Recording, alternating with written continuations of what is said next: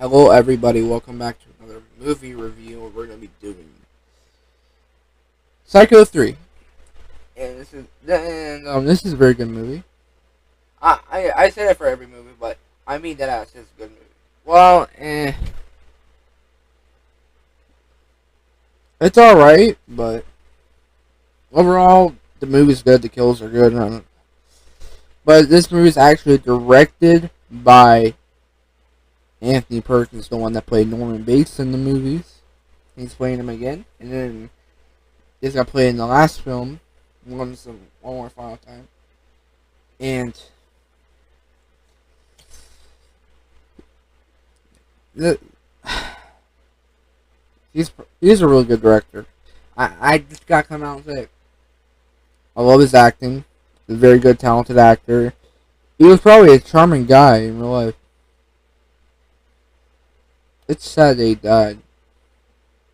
Like, from AIDS? Like, I guess he was... I bet he was, like, a nice guy in real life, and... Yeah, all actors are nice, except for a couple. But, he was probably a nice guy to interview and shit, and if he was still alive till this day, I would love to meet him. But, R.I.P. to him, bro. He's a legend, too. Like Nick Castle and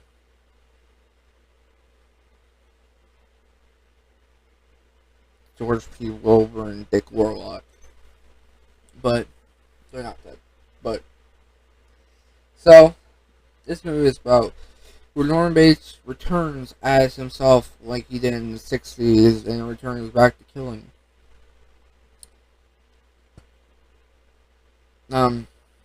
But it's more crazy, I guess. He hires this guy Duke to work for him. Well, I'll say hire, but like take the day shifts. He likes the night shifts. And Norman meets this woman. Well, sees this woman that he thinks is Marion Crane, the one that he killed in the first one. And he goes crazy. He's being interviewed by the woman, I don't know, that's interested about him and shit. And eventually they fall in love. And at the end, she dies by getting stabbed in the head with that fucking pointy. I don't know what it's called, but Duke goes crazy, and Norman kills him by drowning him in the car. And Norman kills another woman by hiding her body in a big box of ice, and the sheriff eats like fucking ice cubes from it. Nasty. He eats one ice cube that's bloody, and he spits it out because it's blood. But at the end, it had the whole silly shit, like where it's like the cartoon and stuff. Then the woman before, the one that was interviewing him, like about his case and shit, goes up to his house, sneaks in, and he call, and she's,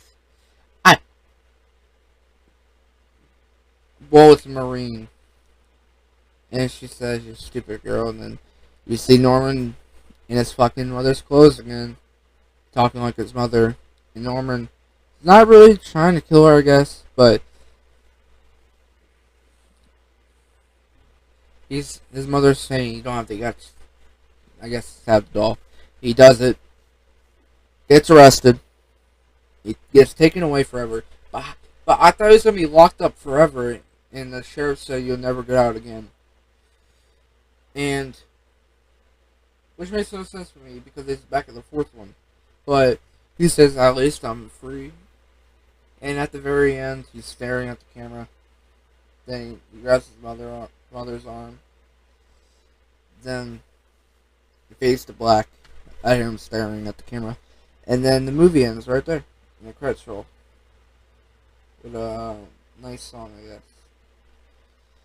But overall, it's a good movie. I know I say that. Overall, it's a really good film from the 80s.